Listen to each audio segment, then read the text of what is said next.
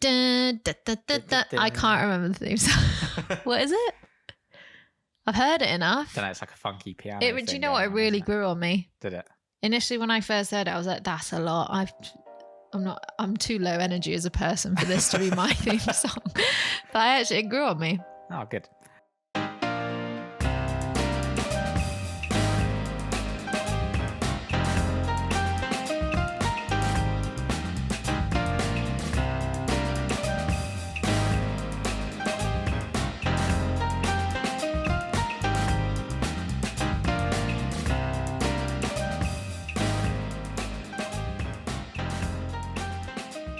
Hello and welcome to Cruise Next. My name is James Albarn and I'm joined as ever by the glorious Elsa Grace. How are you, Elsa? Good. I'm good. Got that summer glow. Got that summer. Just internally, I still look like a sickly Victorian child, but happy to be here. Last time we watched the strange film that was House of Gucci. And we delved into the crew list of House of Gucci, and we landed on Laura Davison, who was the special effects buyer / coordinator, and that arrived us at this episode's film, which is Outlaw King. The Outlaw King. No, it's just Outlaw King. Is it? Yeah. That's terrible. Because it's like outlaw / king, because he's an outlaw, both an outlaw. No, is there a slash king. in it? There is in the actual film and on the poster, but there isn't generally. I think I don't know. Do you think that's better than The Outlaw King?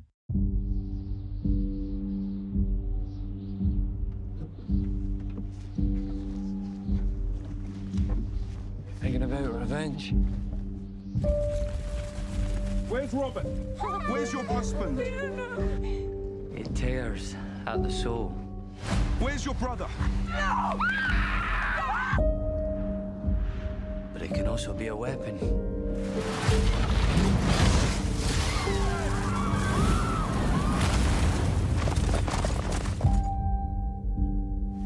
I'm done with running and I'm sick of hiding. Power is making decisions. And whatever course you are charting, I choose you, my husband. We need to unite Scotland. Robert the Bruce is an outlaw. Any man or woman who would give shelter to him or his ranks is to be executed without trial.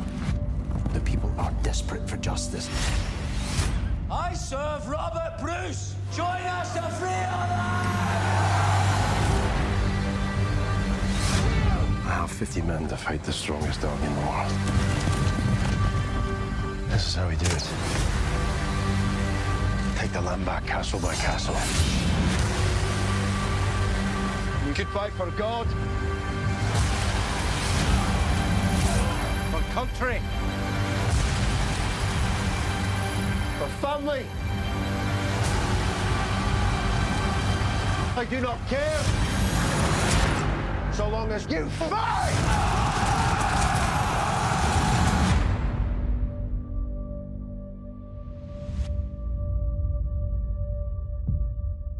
The Titanic or Titanic. No, it's Titanic, isn't it?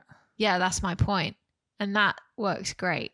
So this doesn't have a the. Is it the Hulk, the Incredible Hulk, or is it Incredible Hulk?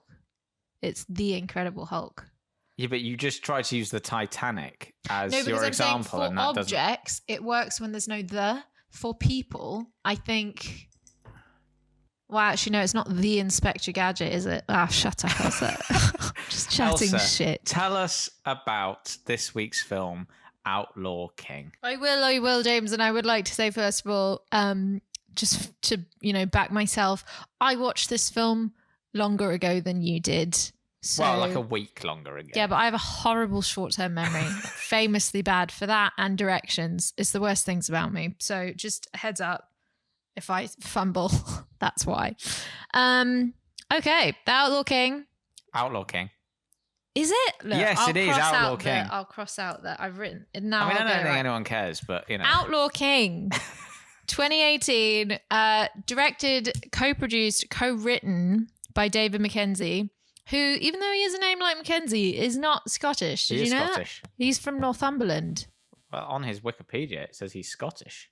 Maybe it's one of those generational Scottish things. Like Meh. my grandmother's mother was Scottish, so I could also say I'm Scottish. Hang on, let's have a look, shall we? While you're looking that up. Yeah, while you're looking it up, carry on. So the film follows the Scottish Wars of Independence in the early 1300s.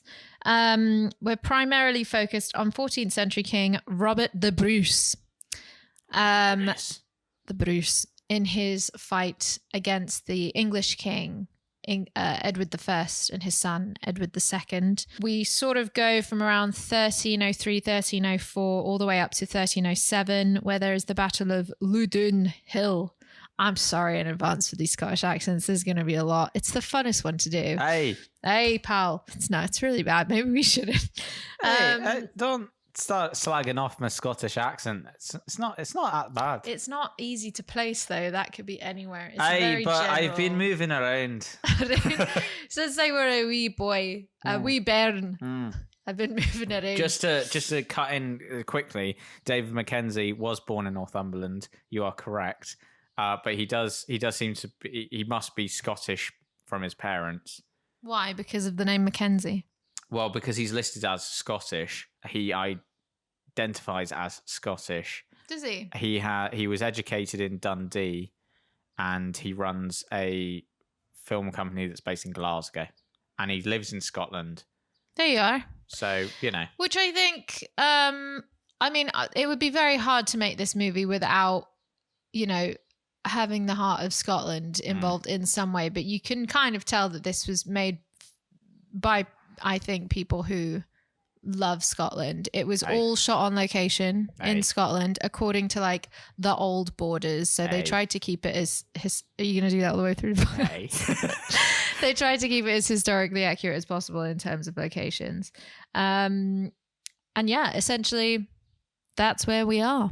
So just very, very, very quickly for anyone who doesn't know about the Scottish Wars of Independence, which is probably most people, happened a very long time ago and we're not taught about it in schools, definitely not in England anyway. No. I bet they are in Scotland. Oh, they must be. reckon? Well, yeah, it's their independence wars, isn't it? Yeah, although... Like everyone knows who William Wallace is. William Wallace was a hero. I wonder how much... I mean, this is getting political now, but I wonder how much the curriculum is shaped by Westminster as opposed to like how devolved is like that sort of stuff. Well, there's the general curriculum, right? Which everyone has to do. But then in terms of history, there is different areas can teach different things. Right. Like I was taught about my local history in my town. Oh. They didn't...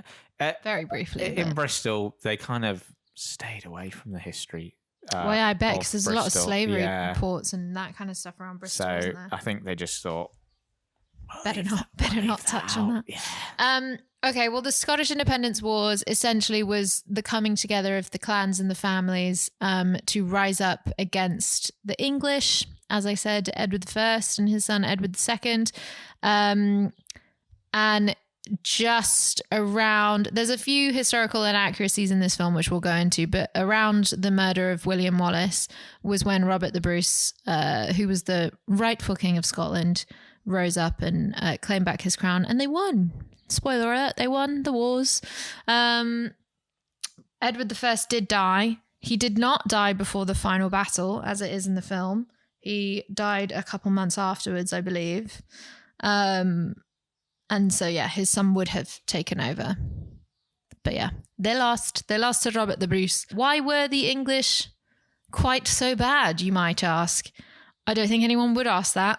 Historically, I think we know that they're pretty bad. But essentially, they governed the lands of Scotland. They enslaved quite a lot of Scottish people. The taxes were incredibly high. They were sending people off to war. Very, very young people, young boys sometimes, you know, it wasn't, it was very bad taste, but it wasn't unheard of for like 11-year-olds, 12-year-olds to be sent off in secondhand chainmail to war. especially with, there was a bit of civil unrest among the Scottish people. There's a little reference to that in one of the scenes in Is there? which Oh, yeah. the English arrive to take some men off to war, and Florence Pugh, who is playing Elizabeth Burke. Yeah. She intervenes and says, was it her uncle, her father? Her father. Her father wouldn't want boys serving In the war. in the war. And then Chris Pine goes up to her and goes, "That was very brave." Yeah. A little hot under his mink collar there a little bit for her. By all historical accounts, she really was that gutsy. She was a very cool lady, actually. This is another historical inaccuracy. So in the film, in 1304, she is gifted to Robert the Bruce as his wife in a political contract between the families. But actually, they met at court in 1302 and they fell in love and they got married. They had a marriage of love. It wasn't an arranged political marriage. Although I do feel like, to be fair, I do feel like you do end up seeing the marriage of love. You do, but it's still an arranged marriage. It's still a political contract, which is, why there's a lot of, this isn't why. I think back in the day, a lot of them didn't really care about this, but he was very respectful of her, giving her space and her time and, not forcing the relationship to be sexual before they had any form of connection or friendship or, it was quite heavily romanticized about how sweet he was as an arranged marriage husband back then. But yeah, no, that wasn't the case. And they had a really happy marriage, actually. She tragically died falling off her horse. Oh. I know, years later after the war, she fell off the horse, died. Very sad.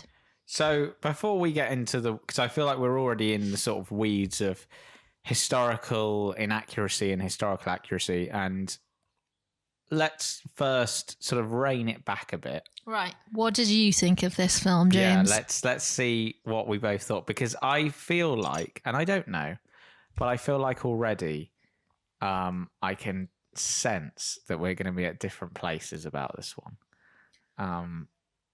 Did you not like it? No, I really liked it. So why do you think I didn't like it? Oh, I don't know. For some reason, I'm getting the impression of it. We try not to talk about the films before we record the podcast, that we save all the best bits for you, the listener. But I don't know. There was just a vibe I was getting. I think, you did text me saying it takes quite a while to get going. Well, it does, but a lot of those sort of medieval historical films do, especially when they're based around politics. Yeah. And the start of the film is very long and dry. And if you're not, if you're doing anything else, if you're scrolling while you're watching, don't do that. Don't do it. You're going to miss. You're going to miss what's going on. I was watching this pretty intently, and even I'm already, as you've already heard, dear listener, I've already forgotten names of people, and you only watched it 2 days ago. I know, and I already watched it 2 days ago. But I like David Mckenzie. I haven't seen a huge amount of his work. I've seen Hell or High Water. Film Hell or High Water, and which again another Chris Pine film, and I loved that. And I actually didn't realise it was David Mckenzie until I didn't look up anything about the film, really. I just sort of went in and watched it. Yeah, me too. And then it was only until David Mckenzie came up at the end, I was like, huh, okay. And yeah, I really liked this film. I think we're going to disagree about Chris Pine's Scottish accent, but as not a native Scot, I can't particularly comment on it. But I thought Chris Pine was very good in this film. I thought he was very good in this film, but I cannot for the life of me understand why you think that was a good Scottish accent. Like, it was so painful at times. And do you know what? My heart goes out to him because it is a very hard accent to do. It's very, very hard. Florence Pugh, I feel, would have nailed it. Was her character Scottish? Because she's really got a gift. And actually, I think half her family are Northern, so she's already got a bit of a lilt there that I think she can sort of build on. But it was bad. It was really bad. It was an American doing a Scottish accent. Really? I didn't hear that at all. I may as well have been like out for dinner with some of my American friends drunkenly trying to do, like, it was so bad. Weirdly, I'm usually like, sort of, I have my ear tuned to that stuff. I'm usually like, oh, that's dodgy. I felt like it was fine. I mean, I did think he's doing General Scott there. He's doing general, which is fine because I don't think anyone, unless you're a Scottish historian or a dialect, do you know what, like, I think very people would be like, oh, that's the wrong accent for back there. But it was just more, I felt on the bigger monologue, like on his bigger moments that you could tell he'd rehearsed a lot with a coach. Yeah. I think it was better. But where he just let it drop sometimes on the smaller lines and it was like, ugh! And actually that line where he's like, you can fight for your freedom or your family or your whatever, I don't care as long as you fight. Terrible, fucking hell, Jesus. I'm not saying mine's good. I know it's not. I'm sorry in advance to all of my Scottish friends. But like that was painful. Well, we'll let the listener decide. There will be various clips throughout Play it the here. podcast. Yeah. You can decide on who's right there. It was, and that was a bit Bravehearty, that moment. I think we have to be so careful in this to not compare it to Braveheart, because I think that they're standalone films. And I think had this film, I should say also, it was produced by Sigma Films and anonymous content, but it was distributed by Netflix. So it went straight to streaming. Yeah, it was like a Netflix, under the banner of a Netflix original. If it had gone to cinema, I think this might have done quite well. But I think let's just try not to compare it to Braveheart. But there were a few moments that I was a bit like, Braveheart did it better. But I feel like, to be fair, I think you're really only making the Braveheart comparisons because of the Scottish connection. No, and because they're both period pieces. They're both. Yeah, but I feel like even Braveheart, but Braveheart's doing the tropes of the big battle speech. You know, that's going back to bloody Shakespeare. You know, that's Henry V. I tell you what, I would have almost liked if in that moment, we're talking about there's a big battle at the end, as Elsa referenced, and Ludenhill. And Prince Edward makes a speech to his men. Well, then King. Well, King Edward at that point. II. I almost thought for a moment that Robert the Bruce wasn't going to make a speech, and I would have preferred it if he didn't. I think it would have been more powerful. I don't think you necessarily needed it because they all know what they're fighting for. They know why they're there. Yeah, and I thought as well, to be honest, like I thought what really worked for me about Chris Pine's performance in a lot of the movie and I thought the cinematography was great at doing this, is where you would just hold on Chris Pine. There was quite a few moments where we'd hold on Chris Pine's face, like quite close to the camera. And there was a stillness in his performance that I thought really worked, that gave his character a lot of power. And in that moment, and that's really well contrasted with Prince Edward, who is played by Billy Howie. A nutter in this film. Yeah. I think that's a really good contrast between the two, because he's quite manic. He's chewing the scenery a little bit. He's a little bit over the top. And I think it would have been really cool in that moment for him to separate himself from his opponent by, I agree, by being that still, like, he doesn't need to say anything, you know? Everyone, like you said, everyone knows what they're there for. I could talk about God, but he has no place where we are going. I could talk about honor, but you are here. You know enough about honor.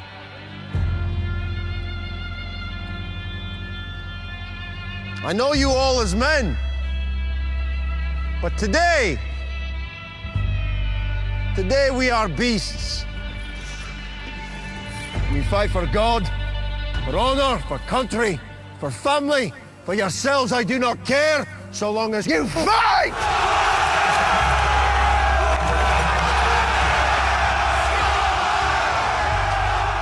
Billy Howe was very scary Unhinged. in this. In this film. There's a brilliant moment where he Is this the scene with Florence? yeah. Flo Pugh. Yeah. Let's get into it. We love her. Yeah, I mean, Florence, if you're free, come on the podcast. I mean, I think at this point I've seen pretty much Everything. she's been in. And she never disappoints. I mean, she's actually, to be fair to her as well, she's rarely in a bad film. But even when she's in a not great film, She lifts it. she lifts it so much. But yeah, that scene with Billy Howe, where essentially she is being held as a prisoner of war. Obviously, she's Robert the Bruce's wife.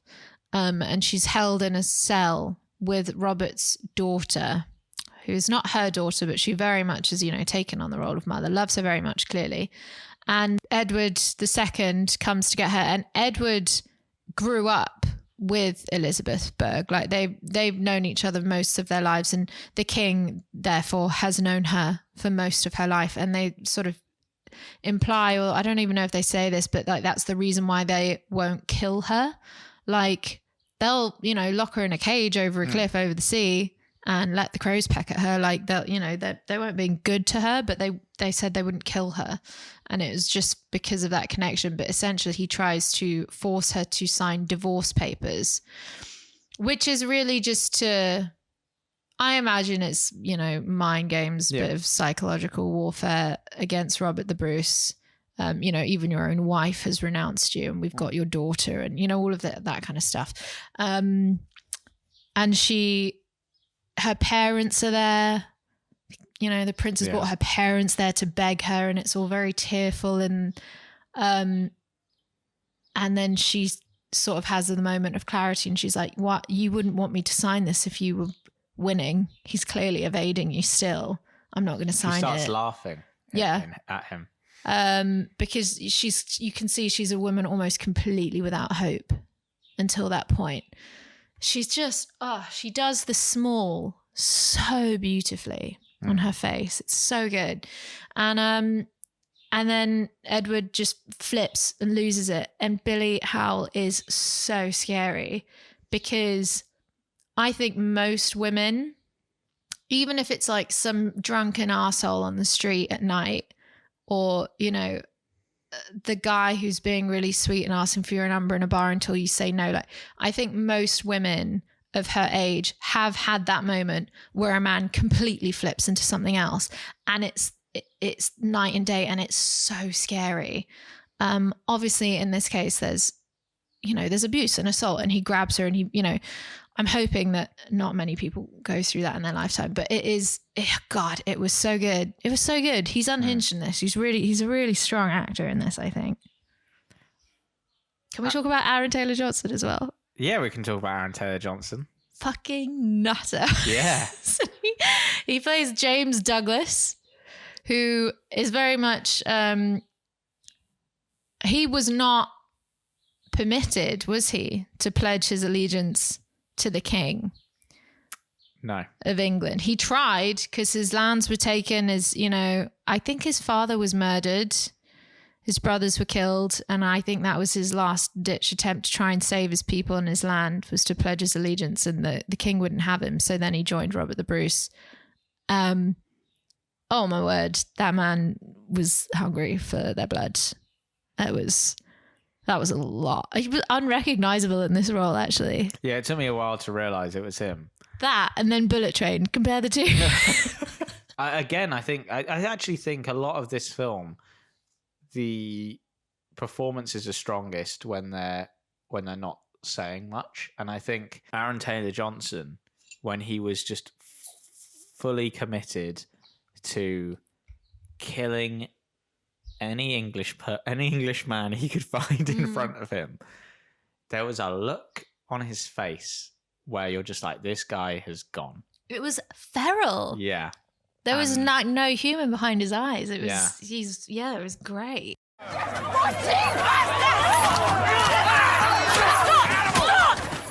My father is Richard de Burgh, a senior marshal in your army. I presume you have heard of him. I know for a fact he prefers to command men, not children. Let him go. Let him go. Do it. We have enough.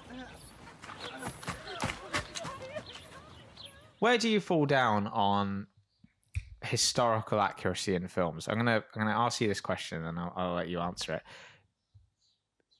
Because where I stand is, I think if the film is taking place in recent history, then you have a fair obligation to sort of try and get at least the broad strokes right and the people right.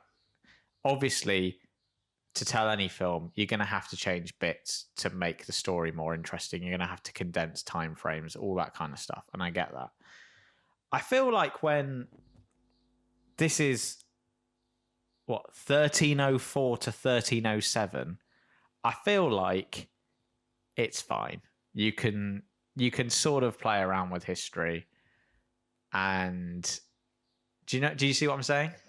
Yeah. Unless you're making like a horrific person seem wonderful. Okay, so I think I do agree with you. I think if there are people still who have living memory of what your film is about, do them the honor, do them the justice of having it be accurate, especially when it's where people may have lost their lives or their liberty, or you know what I mean? Or there's like, a big social injustice or something right, like absolutely. that. But yeah, I think you can have more creative. I mean, in general, you can have creative license in film, sure, but I'm a bit of a history nerd, and it does get my goat a bit when they don't do things accurately. But I think, because also think about the amount of people that have no idea about anything in terms of history, and then they'll watch a film about it, and then they'll suddenly be super interested. They'll be like, I never knew that happened. Oh my God. But think about how many millions of people have watched Titanic and now feel like they know all about what happened with the Titanic because they've seen a film about it. Like, films based in history really do make an impression on people, and they do teach people things. So in that sense, I sometimes feel like there is a bit of a responsibility to try and be as truthful as possible. But also, like, people can Google, people can pick up a book. Well, that's the thing. 'Cause like, I kind of think, like, I feel like I get sometimes, like, people, there's a whole thing on, if you go on the Wikipedia page, there's a whole thing about historical authenticity and lots of things about why aren't. when I say like the battle wasn't like the formation of the battle was inaccurate, and they go into like really like stuff like that, I'm not so bothered by. I think maybe there is an argument. There's a difference between like portraying someone's character correctly. Perhaps maybe you could argue that, like, actually maybe we should see that Robert the Bruce wasn't this like great guy that Chris Pine looks like. Maybe there's an argument for that. But I think when you're getting picky about, there's a thing here. It says, in the film, when Robert I tells his brothers about his plan to start a rebellion, artichokes can be seen on the table. However, artichokes were not introduced to the British Isles until the 16th century. It's like, no one cares. Do you know what? Unless the film is about artichokes, no one cares. Have you seen those YouTube videos where they get in like real surgeons and they make them watch like bits of Grey's Anatomy and stuff, and they're like, yeah, that patient would be dead. That's nothing. I love those videos, and I think, like, let's just save those bits of films for those YouTube videos. Yeah, because they're fun. Yeah, that's fun. Like, I don't mind that. But I don't watch that film looking at the fucking thread count of their tunics and being like, that's inaccurate. There's a whole paragraph in here about how there should be more yellow worn by the fighters. Because yellow... I would have thought yellow was quite like a wealthy dye. Yellow dye was not only the most common dye in Scotland during the period, it was highly favoured by the fighters with the means to afford it. Historian Fergus Cannon notes that while many historical writers comment on its prevalence, it remains absent from appearances in popular culture related to Scottish history.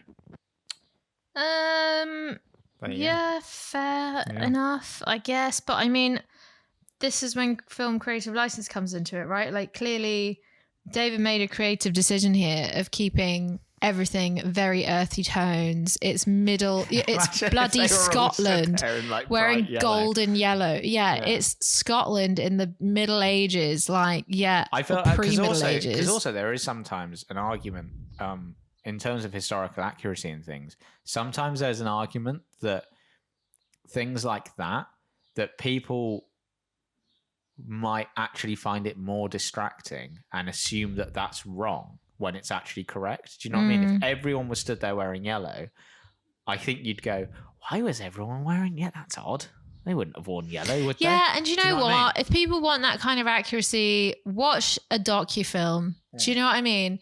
Watch a dramatization of the Battle of Luba. Like, I think it's fine. Can we talk about Loudon Hill? Loudon or Loudon. Can we talk about the opening 9 minutes of this film? Because it's all one shot. Unbroken take. It's a tracking shot. And it was really, really nicely done.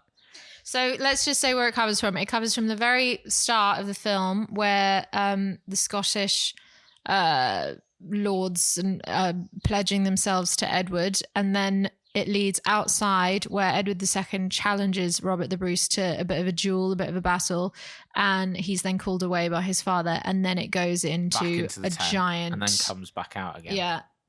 Oh, Douglas trying to pledge himself. No, thank you. Yeah. And then goes into the... What is it? A catapult? A cannon? Yeah, it's fire? It's a fuck off big catapult thing. And that is where the one shot ends. So... highly choreographed, brilliant. Yeah, it was done really, really well. Yeah, really well done. So many things in that could have gone wrong. The pledges are pretty simple, but yeah, because I was trying to look for the cuts, and I'm not sure there are any, to be honest. I'd have to really look into it, but I feel like it's pretty unbroken for the most part. And it was impressive. And I for a moment... Also, 9 minutes. That was clearly not on a dolly. No, it was a Steadicam. Can we say hats off to that Steadicam that did that for 9 minutes? There's actually quite a lot of Steadicam in the film. Very impressive. And they really sort of use it well to... I find that they sort of get the Steadicam out mostly in scenes where they're building tension. That's often... And it's really effective. And actually, hats off to whoever did the score for this, because it's not who did the score. Let me actually give proper credit. It just says the music is by Grey Dogs. Thank you, Grey Dogs. Thank you. I don't know if that is a pseudonym for someone else. But anyway, very effective, I thought. There was just kind of like a constant... I don't know why I hit the table. That's terrible podcast etiquette. But there's a just a sort of constant thudding during some of the scenes just to build up tension, almost like the heartbeat of Robert the Bruce in those moments, you know. I think it works really well. I really enjoyed it, actually. It was hard to watch. It was very long, but I think for what it was. You don't watch a 14th century Scottish independence film and think, yeah, that should be 90 minutes. Like, do you know what I mean? Like, it made sense to me how long it was. It needed the time to breathe. It needed the time to connect with. There's quite a lot of characters in this, really. You needed the time to sort of connect with the characters. You needed those scenes for Florence Pugh to... I mean, I could always have more Florence Pugh in anything she's in, but I think you needed those moments with Florence Pugh, however fleeting they were, to really connect with her and the relationship between Robert and Elizabeth. They had a beautiful build to their relationship. It was really... There's a lovely scene where they've just married and they get they get taken to this room by one of the monks. Oh, And he's like, now you're going to consummate your marriage. Yeah. And he throws holy water in their faces. And he's now like, is there a less sexy way of starting a That's bit of time? not how you do foreplay. No, apparently not. What do you mean? You don't invite a monk in to throw holy water in your face and then leave the room. Well, shit, I should let my guy go. And there's a nice little moment where Chris Pine because then Chris Pine just goes, okay, good night. Oh, thank you for putting up with today. Good night. Yeah. And leaves the room. And then it cuts to these two people outside who you see a couple of times throughout the film. And they're like, that was quick. Yeah, that's another one of the scenes where there doesn't need to be a lot of talking. No. You just got it. And it meant so much more because there wasn't a lot of talking. And you can tell when he's like, good night, and then just like gets up and leaves, you realize that she isn't breathed. Yeah. In that entire, like, since she's been in the room, she's clearly been sort of holding her breath. And then he leaves and she's just like, oh. Yeah. Oh, okay. And again, that's another like testament to Florence Pugh in that moment. Because she doesn't have to do a lot. No. But you can just see it. Her face Oh, changes. she's just so the relief, good. you know? She's so good. Oremus, Abraham, Isaac, et Jacob, Spiritus Sanctus, Unus, in nomine. Amen. Amen.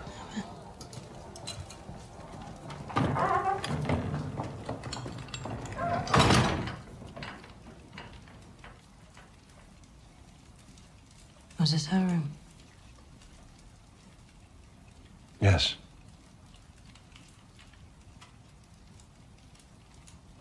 Thank you for enduring what you had to tonight. I'm sure it was difficult.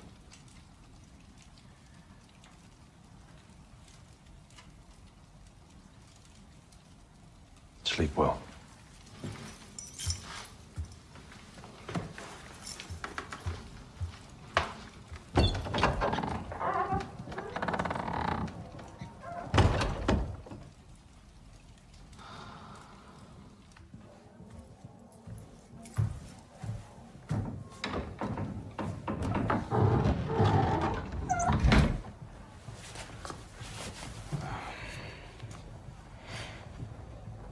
That was quick. Aye, well, you'd know plenty about that, Seamus. I just want to say out loud, just so it has been said, that the choreography of action and battles in this film is really quite astounding. It's spectacular. I don't know how long they had to rehearse, but it was amazing. And it's so hard to do that kind of stuff. I mean, I think a lot of it was probably there was dolly in there was some crane shots in the battle scenes and things like that, but a lot of that was handheld, and that is really hard when you're on a super uneven ground. It's wet, there are horses, there's a lot, you know, that's really hard, and that was so beautifully shot. It didn't detract from the action at all. It was the perfect pace for me. I hate in battle scenes, and this is something that Marvel do a lot. I think Marvel battle scenes have gotten really boring. Sometimes Marvel films have gotten really boring, but carry on. I know. Sometimes they do it greatly, but otherwise I think a lot of the battle scenes are really bloody boring. But they track so quickly. There's a lot of like whips, and you're like, my Jesus, what am I looking at? Am I getting whiplash? Like I can't focus on anything. And in this film, the pacing was it wasn't held too uncomfortably long. It wasn't too far, like it was perfect. You never lost the sense of geography as well, which I think is always a trouble. And I think it's, especially when films have a lot of visual effects, you really have that problem of losing a sense of physical space in the scene. You know, if you just look at those Michael Bay Transformers movies where you can't even tell what character's hitting what, it's just like, this is a mess of epic proportions. Yeah, like, who am I supporting in this? Like, I can't tell what's what. Whereas this, you never lost focus of, and there will have been a lot of visual effects in this scene. You know, there's all those horses that are dying on spikes, and the fact they were able to keep track of, you know, as an audience member, that you're able to keep track of actually what's going on. There is a confusion, but it's a confusion in the real sense of the confusion of battle, rather than you're losing. Like, I don't know what we're supposed to be llooking at here. But they weren't spoon feeding the audience either. They weren't like good, like we sort of said earlier. They weren't like good guys in yellow, bad guys in blue. Yeah. Like it was. That wasn't what it was. I think it was really beautifully done, and you couldn't really look away. Okay, Elsa, what would you give Outlaw King out of 5 Florence Pughs? We went for Florence Pughs. Florence Pugh's in a cage.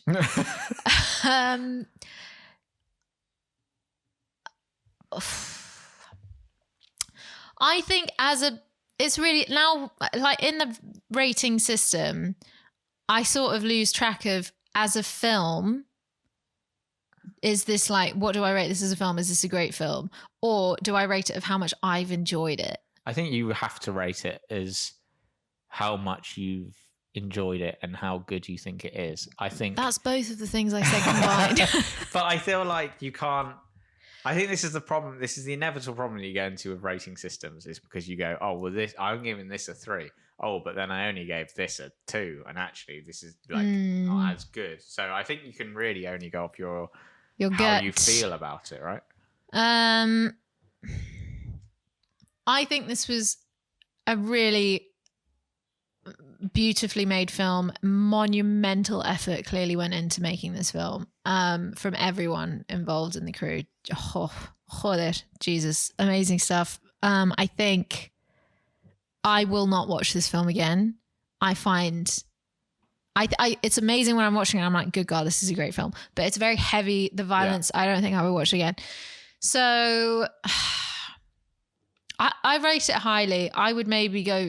I would maybe 4 out of 5. Florence Pugh's in a cage. I am going to agree and give it 4 out of 5 Florence Pugh's in a cage. I think I watched it and I thought, to be honest, my immediate thought was like, when I finished, I was like, that was brilliant. Like that was really good. It was a good bit of film. I think if I could rate it higher, what would be your extra Florence Pugh in a cage? I think maybe a bit more Florence Pugh. Oh yeah, is always going to lift it. I think I don't know, to be honest. I think little things like if Chris Pine had said nothing before the battle, like, you know, what we were talking about earlier, where like he just doesn't give a speech. Yeah. You know, certain things like that would maybe elevate it. And also it is quite long, and it's not too long. It's not a detriment to the film, but I think in terms of like enjoyment levels, it's like, it's not like an easy watch, is it? It's not like it's not, and like you said, like I'm probably not going to watch it again. Was there a prologue, like introduction? There was, wasn't there? Some, of like to explain Scotland in 1304. And yeah, there was a bit at the end as well to round it off. Yeah. I think I also felt like there were moments where there could have been more silence, and there were moments where we could have had maybe more explanation, specifically on like the historical political sort of battles that were being fought. I feel like maybe there could have been a little more dialogue around, potentially. I also do feel some of that dialogue was a bit dry, and I feel like maybe didn't need to be. I also do feel as well like some of the sort of secondary characters, like Robert the Bruce's men, etc., do sort of merge into one a bit for me. I'm inclined to agree with that. But I think it had a good pace. It was so beautifully shot. The set design was perfect. I love that it was shot on location and not in a studio. You could absolutely tell it made such a difference. The costume design, goddamn, so good. The casting was perfect. Yeah. Great film. Yeah. 4 Florence Pughs in a cage. Yeah. So there you go. Outlaw King, everybody. Go check it out if you haven't already. This is now that time in the podcast where we delve into the crew list to pick our next film. Elsa is going to present me with 3 members of the crew of Outlaw King, and then I will pick one, and then she will tell me what we are going to be watching next. Elsa. Okay. Have you peeked? No. Okay. Nellie Burrows. Nellie Burrows. And what did Nellie Burrows She do? was a stunt rider. Stunt rider. Okay, nice. So that was cool. Yeah. Um, Shout out to the horses. R.I.P. Hopefully not. Hopefully. Theo Berman, who was the focus puller. Yeah. I believe he was C-cam, but also did some A-cam stuff. So just if Probably that had sways you at all. Some of a difficult job as well, doing some of that steady cam Yeah, stuff. Jesus. Yeah, so, Good going, Theo.